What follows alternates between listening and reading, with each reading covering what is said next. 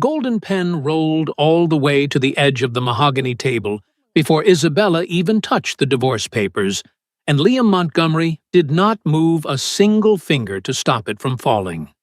The metallic clatter on the marble floor somehow sounded much louder than the elegant classical music drifting in from the grand hall where his family was already toasting to the new era of Montgomery Global, acting as if the woman sitting across from him were already dead and buried. "Just sign it, Isabella. Let us finish this tonight with some shred of dignity." Liam said, his voice incredibly low, rigid, and his dark eyes completely devoid of the slightest tremor. Catherine, sitting rigidly near the towering window overlooking the New York skyline, adjusted her heavy emerald necklace and muttered under her breath that dignity was something Isabella had completely lost the moment she believed she could ever belong to their prestigious family. Rachel Alden smiled with a perfectly rehearsed fake pity, gently touching Liam's tailored sleeve, as she whispered that he had been far too generous with his soon-to-be ex-wife. Isabella silently read the strict confidentiality clause that permanently forbade her from ever publicly mentioning their marriage, as if 3 entire years of a shared life could be completely erased with a single stroke of ink. Then she slowly raised her face, looking far too calm for someone who was actively being expelled from her own home. "Are you absolutely sure that you want to lose everything tonight, Liam?" she asked, and for the very first time, he blinked rapidly, as if a sudden crack had violently fractured his absolute certainty. Liam tightened his jaw profoundly, bothered not by the subtle threat, but by her unshakable serenity, because Isabella had always possessed that rare ability to speak very little while striking exactly where it hurt the most, as if she could see the invisible numbers behind people, the hidden risks beneath their smiles, and the ugly lies carefully wrapped in expensive perfume. "Do not turn this into a cheap theatrical performance," he sharply replied, leaning down to retrieve the fallen pen from the floor and placing it deliberately back in front of her. "The theater truly began the moment you invited your future bride to sit here and watch the end of our marriage," Isabella calmly stated, completely refusing to even glance in Rachel's direction. The heavy silence that followed made even the distant party music feel profoundly indecent and entirely inappropriate for the room.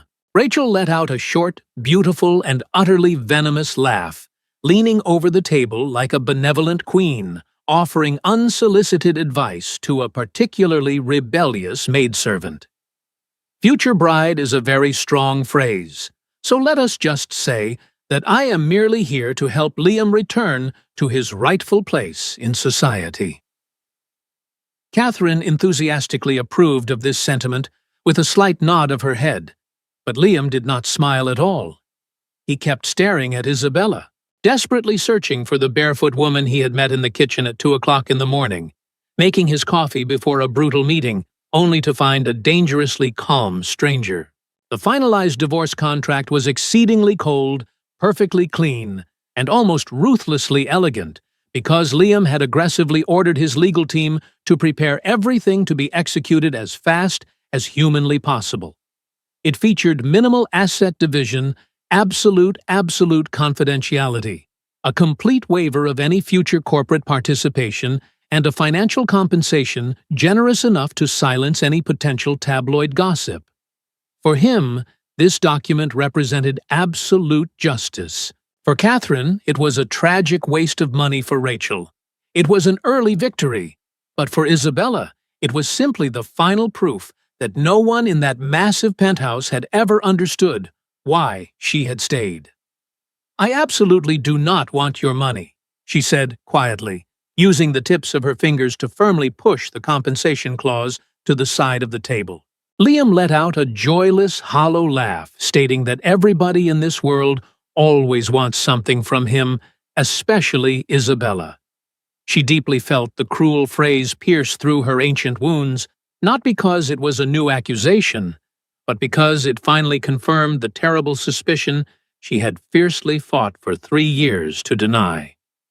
"I only ever wanted you to truly see me," she responded, and her words were so profoundly simple that Liam's hand rapidly clenched into a tight fist over the table, revealing a hidden anger and a fragile ancient pain buried beneath his tailored suits and cruel decisions. Catherine abruptly interrupted the heavy moment before her son could yield to any weakness, demanding an end to the sentimental nonsense, and ordering Isabella to sign the papers and leave through the front door while she still had the chance. Isabella picked up the heavy pen, remembering for a fleeting moment the very first dinner in that exact same penthouse, when Liam proudly introduced her as his wife, and everyone smiled with the trained delicacy of people already calculating how many months she would last. She had arrived wearing a simple, unbranded dress, without a single piece of jewelry, having deliberately omitted her maternal surname, and she had instantly seen the mercenary judgment flashing in Catherine's cold eyes. "You really do not need to do this right in front of them," Isabella whispered, making one final desperate attempt to save a tiny fraction of his humanity. Liam averted his dark eyes for a single agonizing second that almost destroyed her soul, before replying that he absolutely needed to do it this way to be entirely sure that their story was permanently over. Isabella signed the first page, then the second page, and finally the third page, her hand never trembling once, while each letter of her name seemed to loudly strike the marble, echoing like a massive iron door permanently slamming shut. Isabella Montgomery ceased to exist in that quiet room, and when she finished, she placed the pen down with a delicate cruelty, announcing that he was now completely free. Rachel immediately stood up, looking far too victorious to fake any humility, praising Liam for doing the right thing, while Isabella gracefully stood up in her quiet navy blue dress. As she passed her former mother-in-law, Catherine muttered about her finally having the good sense to avoid a scandal, prompting Isabella to stop, turn around, and softly declare that a scandal never begins when the truth appears, but rather when someone arrogantly believes they can bury it. At exactly 17 minutes past 8 o'clock the following morning, before Liam Montgomery could even finish his very first cup of coffee, 3 major banks abruptly demanded an immediate review of the financial guarantees backing Montgomery Global. The catastrophic news dropped into the massive glass boardroom on Wall Street like a heavy stone violently shattering a thin sheet of glass. Powerful men who were deeply accustomed to shouting orders began frantically shuffling through their manila folders without daring to make eye contact with one another. The chief financial officer, Aaron Norton, grew deathly pale as he stared at the glowing monitor where the terrifying red lines of plunging metrics multiplied by the second. "This is completely abnormal and highly aggressive," Aaron whispered, his voice far too low for a corporate meeting of that massive magnitude. Liam heavily planted both of his hands on the polished table and glared intensely at the falling numbers, as if he could physically force them to obey his will. He demanded an immediate explanation, and Aaron swallowed hard, explaining that a mysterious private fund that had quietly purchased a massive portion of their corporate debt was now aggressively demanding access to their protective clauses. Liam felt a deeply uncomfortable chill rapidly crawl up the back of his neck as he asked for the exact name of the entity causing this unprecedented chaos. "Atlantic Thive, a holdings?" Aaron finally replied. And while the name meant absolutely nothing to the majority of the executives, 2 older board members exchanged a very quick, terrified glance that Liam immediately noticed. When Liam demanded to know who these people were, Aaron hesitated before explaining that they were shadow players who normally never showed their faces. And when they finally did appear, it meant that someone else had already completely lost control of the situation. Just yesterday, Liam had foolishly believed that Isabella's signature would permanently end his era of instability and pave a golden road for the massive merger with Alden Capital. Now, every single new email pinging in the room seemed to brutally rip away another piece of that arrogant certainty. A prominent Swiss investor suddenly delayed a massive infrastructure project. A major hotel group in Chicago formally requested a comprehensive risk review, and an insurance giant in Washington froze the coverage of a massive contract that Liam had considered completely finalized.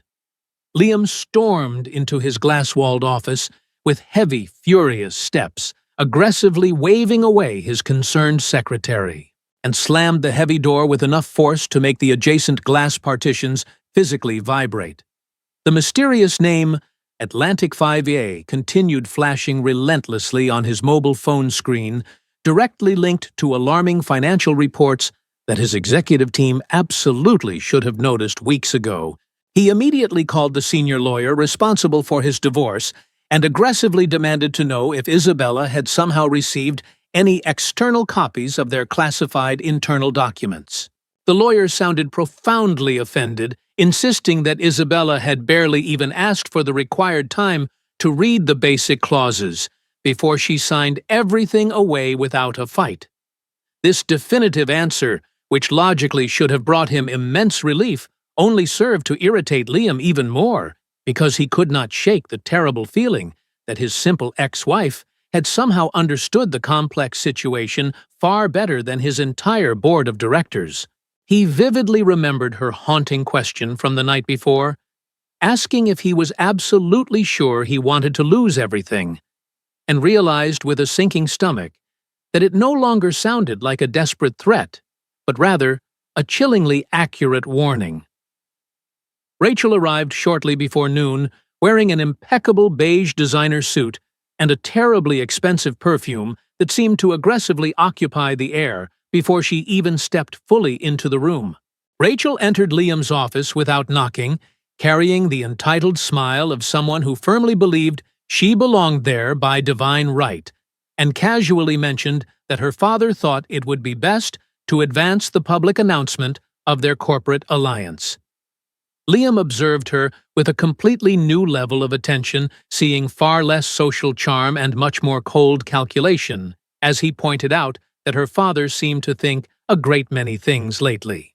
Rachel maintained her perfect smile, but her manicured fingers gripped the strap of her luxury handbag incredibly tight, as she accused Liam of being tense over a woman who always possessed a toxic talent for making him doubt his own greatness.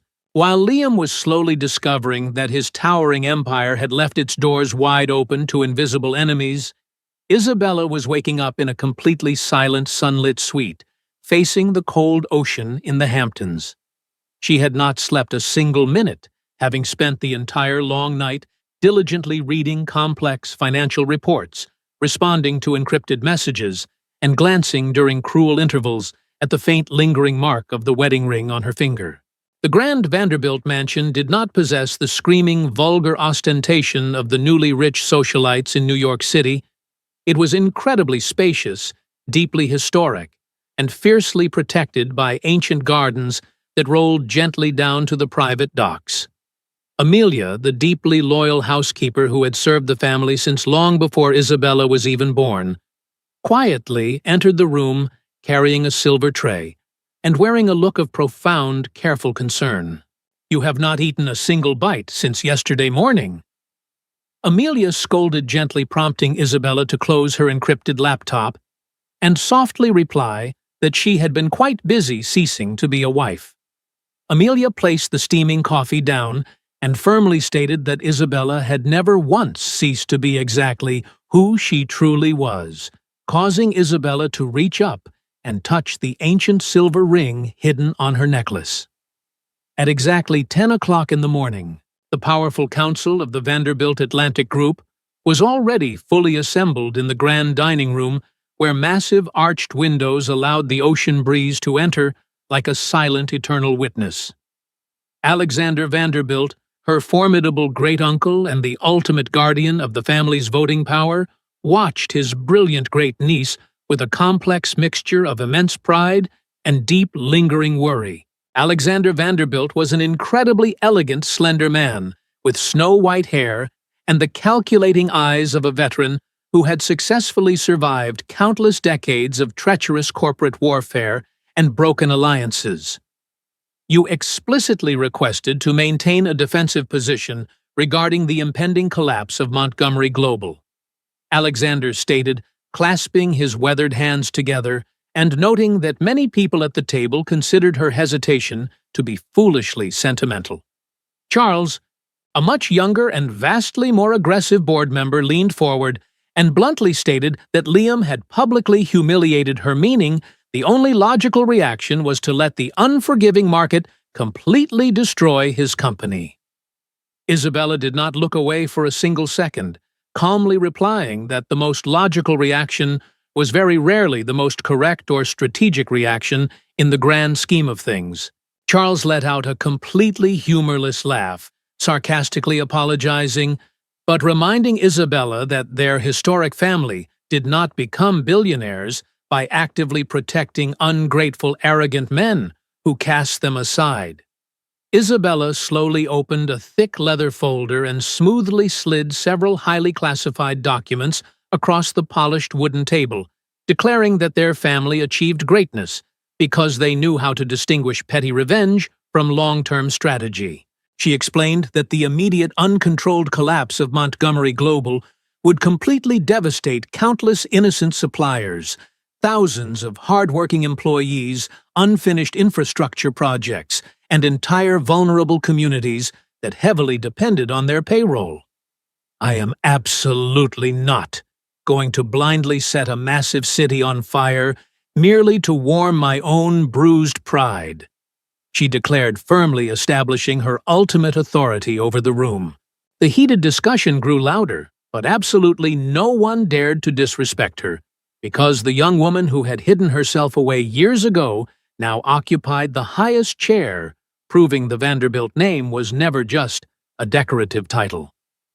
Still hidden deep inside her chest, there was a terrible aching crack that absolutely no one else in the room could see, because she desperately wanted to hate Liam with simple, uncomplicated ease. She wanted to only remember the cruel pen resting on Catherine's table, but her treacherous heart kept remembering Liam sleeping in a terrible plastic chair next to her hospital bed when a violent fever struck her during their first year of marriage. She remembered his warm hand enveloping hers in the dark corridor, and his vulnerable voice confessing his deep terror of trusting someone only to discover he was being used for his wealth. Alexander waited patiently for the younger men to finish their aggressive posturing before softly asking Isabella what exactly she intended to do with the massive debt portfolio they had recently acquired. Isabella took a very deep breath, looking out at the crashing gray waves of the ocean, and firmly commanded them to hold the debt and absolutely refrain from executing any hostile takeovers just yet.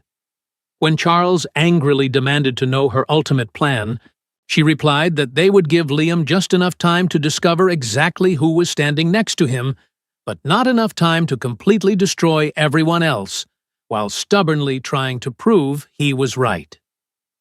Back in New York City, Liam urgently summoned Aaron Norton back into his office and demanded an absolutely complete, unfiltered list of all internal financial movements from the last 6 months. The financial director arrived looking completely exhausted, carrying dark bags under his eyes, and placed a thick sequence of previously ignored risk assessment reports directly in front of his furious boss.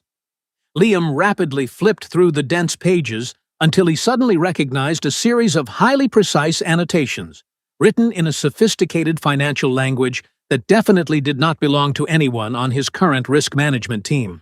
The notes contained incredibly accurate observations regarding the excessive collateral guarantees, the dangerous acceleration clauses, and the toxic dependency on Alden capital that now threatened to completely sink his entire company.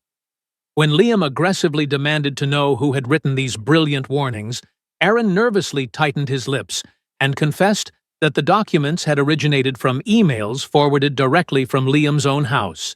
Your former wife specifically requested that these warnings be thoroughly evaluated before you signed the preliminary agreements with the Alden family. Aaron whispered, causing Liam to slowly raise his eyes in absolute paralyzing shock. My ex-wife. Liam automatically corrected, though the bitter taste of the word burned his throat, as Aaron shamefully admitted he had completely discarded the reports because he assumed it was just annoying domestic interference. The heavy silence in the office suddenly turned into a sharp, unforgiving blade, and Liam stood up so violently that his heavy leather chair nearly tipped over backwards onto the floor. He demanded to know if Aaron was seriously telling him that Isabella had perfectly identified the exact catastrophic risk that was currently destroying them, and absolutely no one had bothered to inform him. Aaron grew deathly pale, quietly, stating that they had all severely underestimated the absolute wrong person, a haunting phrase that relentlessly pursued Liam for the entire remainder of the miserable afternoon. Liam desperately tried to call Isabella's mobile phone once, and then tried again, but the urgent calls went straight to her automated voicemail, and his lingering pride prevented him from leaving a message. At 4 o'clock in the afternoon, Catherine called him with her perfectly controlled, authoritative voice, firmly instructing him not to let himself be emotionally manipulated by his ex-wife's pathetic attempts for attention. Liam stared out the massive window at the gray city and quietly replied that his greatest weakness was foolishly believing everyone else in his life, except the one woman who actually cared. Catherine warned him that guilt was a terrible counselor, to which Liam sharply retorted by asking what she called prejudice, prompting his mother to angrily hang up the phone without another word. That tiny, almost invisible rupture with his controlling mother was honestly more terrifying than a massive shouting match, because Liam realized he was no longer just investigating a mysterious financial fund, he was investigating his own family. Rachel did not accept his earlier rejection with any grace. That evening, she suddenly appeared in the private underground garage of Montgomery Global, blocking his path with a fake smile. When Liam told her his family seemed to have suffered much less than they had lied, the dark shadow that crossed Rachel's face confirmed a terrible truth he was finally beginning to understand.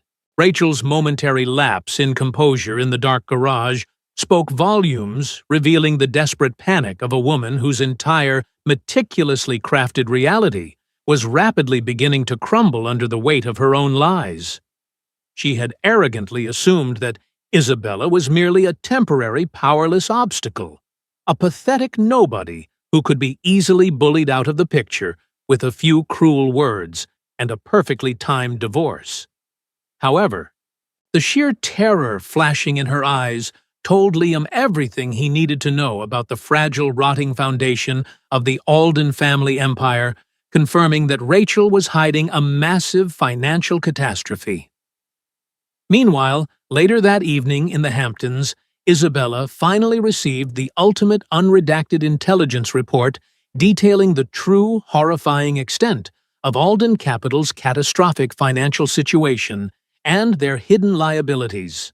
The comprehensive document was significantly worse than she had ever anticipated, exposing deeply masked debts, heavily compromised collateral, shady intermediary funds, and a crystal-clear, desperate attempt to use the Montgomery Global merger as a sacrificial lifeboat. It was not a simple corporate misunderstanding. It was the highly sophisticated desperation of a proud family that had already lost absolutely everything, but still desperately wanted to walk into high society ballrooms holding expensive champagne.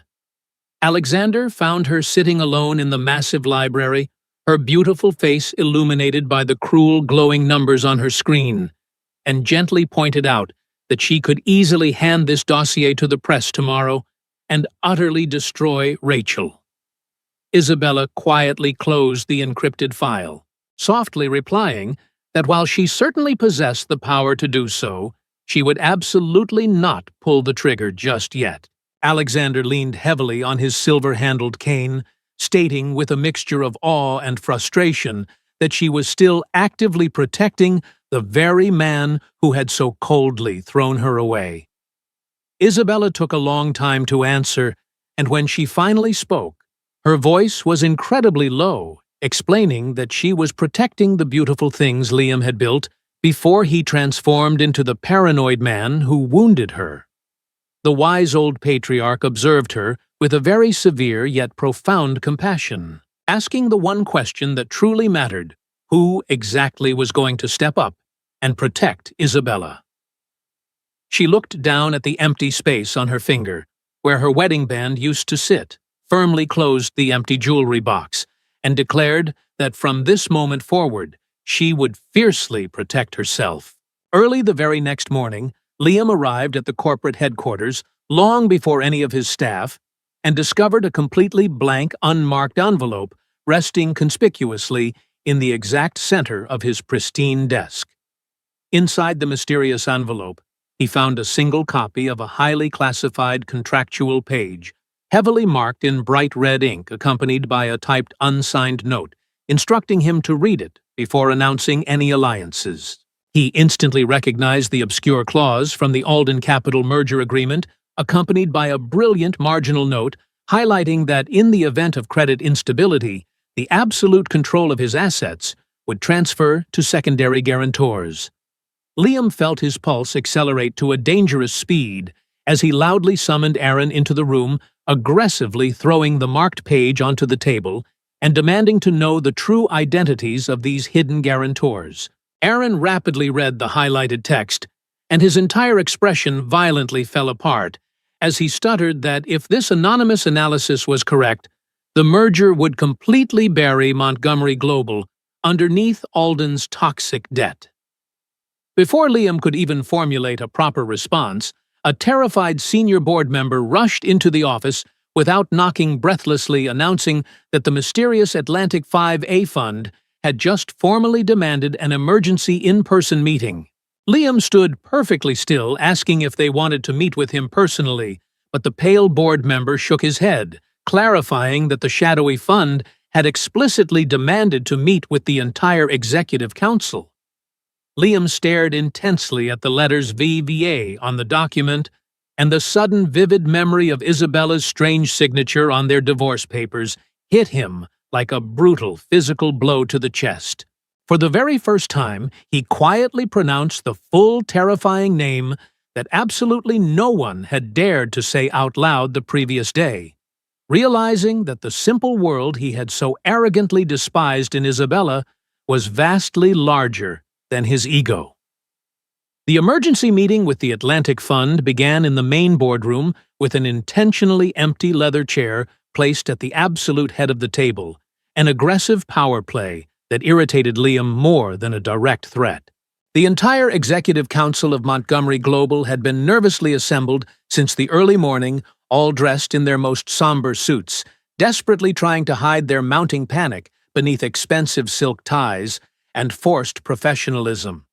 The heavy mahogany doors finally swung open, and three sharp corporate consultants entered the room, accompanied by an older woman with striking gray hair, an impeccable posture, and eyes that were just as cold and calculating as Liam's. Margaret, a highly respected minor character newly appointed as the fund's senior proxy, did not show the slightest bit of intimidation, as she firmly stated that the fund did not come to ask for permission.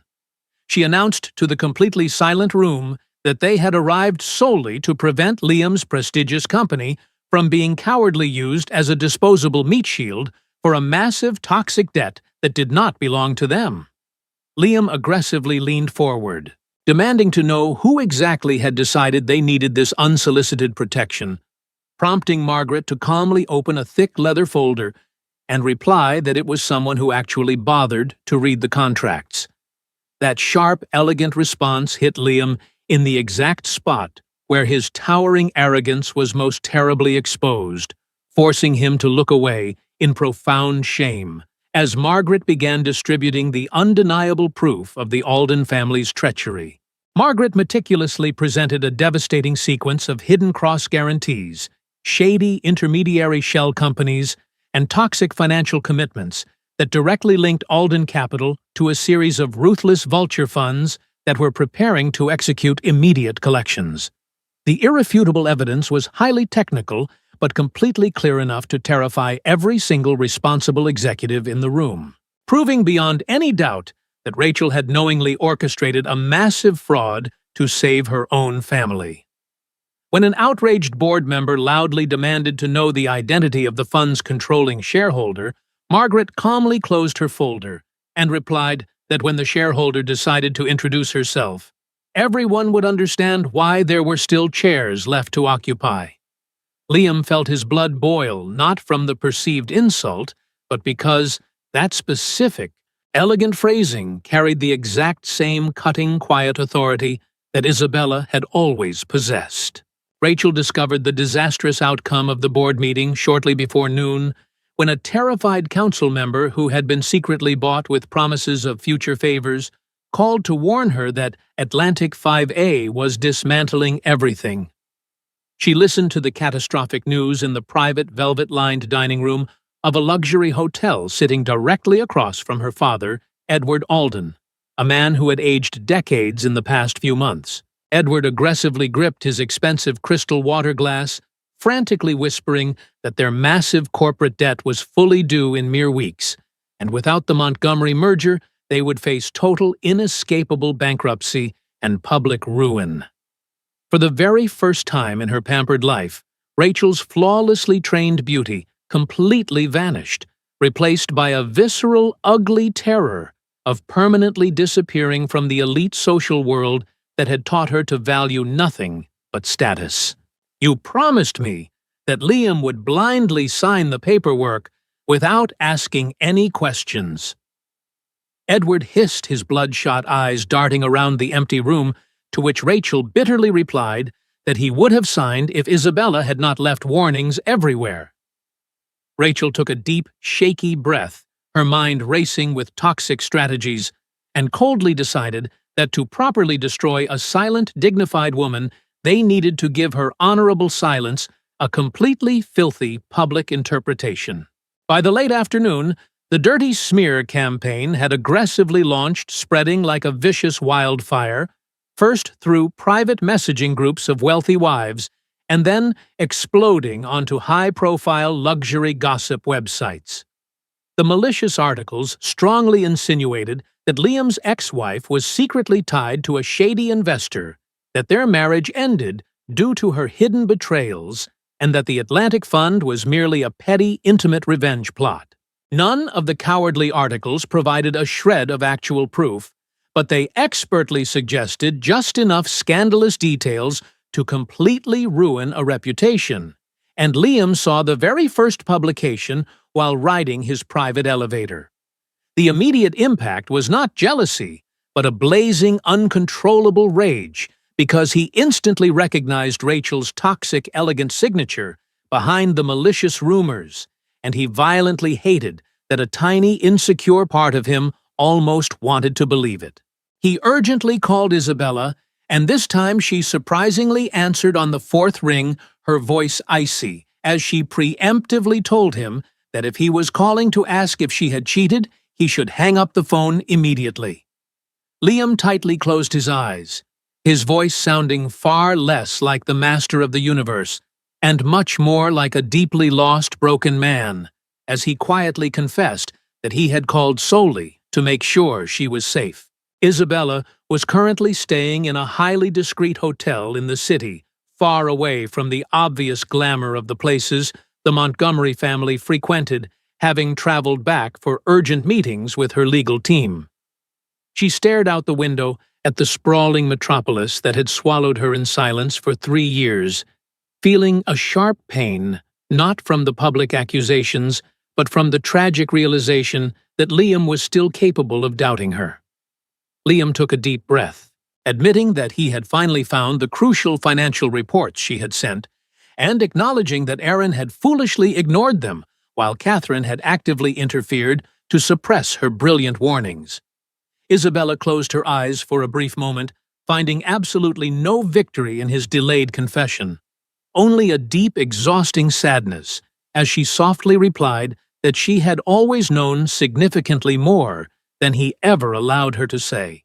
Liam, gripping his phone with desperate strength, finally asked the burning question that had been torturing him for days, begging to know exactly who or what Atlantic 5A truly meant to her, in the grand scheme of things. Isabella opened her eyes, staring at the cold city lights, and softly replied that it was perhaps the very first thing in her entire life that he could not simply by aggressively control or arrogantly despise. The heavy conversation ended abruptly without any formal goodbye, leaving Liam staring at a completely dark screen, feeling as though she had taken the last, simple, uncomplicated piece of their shared history away with her forever. That evening, he returned to the penthouse and found Catherine arrogantly supervising the replacement of Isabella's favorite flowers with sterile white orchids, a petty controlling gesture that instantly ignited a cold fury inside of his chest. Liam confronted his mother without any polite introductions, demanding to know why she had deliberately ordered Aaron to ignore Isabella's warnings, and Catherine defended herself by claiming she was protecting him from a woman who wanted unearned authority. She cruelly reminded him of his father's tragic destruction at the hands of a gold digger, claiming that women without a proper origin learn incredibly fast when they want to become indispensable to powerful men. Liam felt something fundamental permanently break inside his soul, and he firmly told her to stop stating that she had terribly taught him to disguise his paralyzing fear of intimacy as a form of superior intellectual lucidity. While Liam battled the ghosts of his childhood, Isabella faced a much quieter storm, firmly refusing Alexander's strong advice to publicly reveal her true identity to the press, to instantly crush the vicious rumors Rachel had started. Isabella sat at the massive oak table surrounded by top-tier corporate lawyers, and calmly explained that a premature announcement would only turn her life into a cheap spectacle, making her look like a woman using a surname to crush another.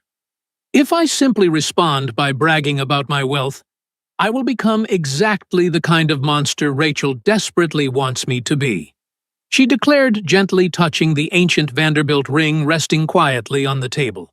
Alexander argued that crushing one's enemies was sometimes an absolute necessity, noting that her grandfather only believed in showing mercy to people who actually possess the capacity for genuine shame, which the Alden family clearly lacked. Isabella decided they would simply let Rachel exaggerate her desperate lies a little longer, knowing that when the final trap was sprung, the absolute truth would destroy the Alden empire without requiring her to sacrifice her dignity. The very next morning, an anonymous dossier was deliberately sent to 3 key board members containing photographs of Isabella walking into a commercial building alongside Henry Vance, a highly prominent investor known for financing high-risk corporate operations. The photos were entirely real, but the malicious context was completely fabricated. Henry had worked loyally for the Vanderbilt Group for decades and was happily married to Isabella's cousin. But the captions heavily insinuated a secret scandalous affair. When Liam saw the glossy photos, his ancient, terrible fear of betrayal roared to life. But then he noticed that Henry was carrying a folder bearing the exact same wave and stars symbol as Isabella's cherished pendant. He immediately summoned his chief corporate investigator aggressively, throwing the photos onto the desk, and demanded to know exactly who leaked them, stating he was finally done destroying his life based on paranoid, fabricated assumptions. The extraordinary board meeting was convened precisely at 6 o'clock in the evening, bathed in the harsh, unforgiving fluorescent lights of the Montgomery Global Headquarters, with the singular purpose of permanently suspending the disastrous Alden announcement. Rachel arrived wearing a striking, dark red designer dress, smiling with the manic confidence of someone desperately attempting to transform a looming tragedy into a grand theatrical stage where she still played the leading role. Catherine was also present in the room, and although she held absolutely no formal corporate title, her domineering presence was more than enough to silently remind everyone that true power in this family did not always sign the meeting minutes. Isabella arrived exactly 10 minutes later, completely without any visible security escort, wearing a simple, elegant light suit, her hair neatly tied back, and carrying an expression of such profound tranquility that the entire atmosphere of the room instantly shifted. A retired banker who had previously ignored her existence entirely during countless shallow family dinners instinctively stood up and bowed his head slightly, as if recognizing a deep, ancient code of authority that he could not quite explain. Rachel immediately noticed the subtle sign of respect, and her fake smile hardened into a brittle mask as she loudly mocked the situation, sarcastically asking since when the discarded ex-wife was allowed to participate in high-level corporate governance. Isabella calmly walked to the opposite end of the massive table, completely ignoring the blatant insult, and firmly stated that when a massive lie attempts to become the official record, someone must humbly ask for the floor to speak the truth. Liam felt his heart hammer violently against his ribs, realizing that the commanding aura she projected was not born of anger or spite, but was an inherent authority she had always possessed, which he had foolishly mistaken for mere obedience. The meeting began in a state of open, suffocating tension, as Rachel rapidly launched into her rehearsed narrative before the corporate lawyers could even begin to properly organize their massive stacks of printed financial documents. She aggressively insinuated that Isabella had maliciously manipulated confidential marital information, utilized intimate contacts to illegally interfere with the company, and was currently attempting to execute a petty, vindictive revenge plot because of the recent divorce. Isabella did not interrupt a single word. She simply waited in total silence, and this incredible display of infinite patience seemed to irritate Rachel far more than any loud defensive screaming ever could have done. Rachel dramatically opened a folder and violently threw the stolen photographs of Isabella and Henry Vance right into the center of the table, loudly demanding that Isabella explain her secret. Scandalous meetings to the entire stunned board. During the board meeting, Isabella exposed Rachel's deception by proving that the photographs were real, but the accusations were fabricated to save her collapsing family. She then revealed her true identity as Isabella Helena Vanderbilt, majority heir of Vanderbilt Atlantic and controlling shareholder of the fund that owned the company, shocking everyone, especially Liam. The evidence showed that she had secretly acquired the company's debt only to protect it from Alden Capital's toxic liabilities, never intending to harm Liam despite having the power to do so. Further documents uncovered illegal loans and fraudulent financial schemes involving Rachel's family, while Rachel admitted she had used Liam to shield her family's downfall. Isabella confronted Catherine and Liam with the painful truth that they had judged and controlled her, because she chose not to rely on her family name, leading Liam to realize he had destroyed their marriage through fear, distrust, and pride. The merger was immediately suspended, an independent audit was ordered, and Isabella left the executives to face the consequences of their actions. Afterward, Liam resigned, pending the audit, publicly accepted responsibility for his failures, and refused to exploit Isabella's role for public sympathy. He wrote her a sincere letter, sought professional therapy, and gradually learned accountability instead of excuses. Rachel left the country, Catherine eventually acknowledged her injustice, and Isabella officially assumed leadership of Vanderbilt Atlantic while embracing her true identity.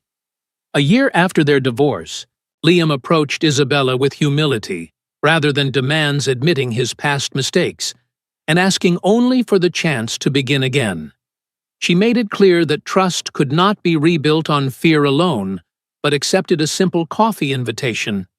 And together they realized that genuine love and lasting relationships are founded not on wealth status or pride, but on honesty, vulnerability, forgiveness, and the willingness to learn from painful mistakes and start over with mutual respect.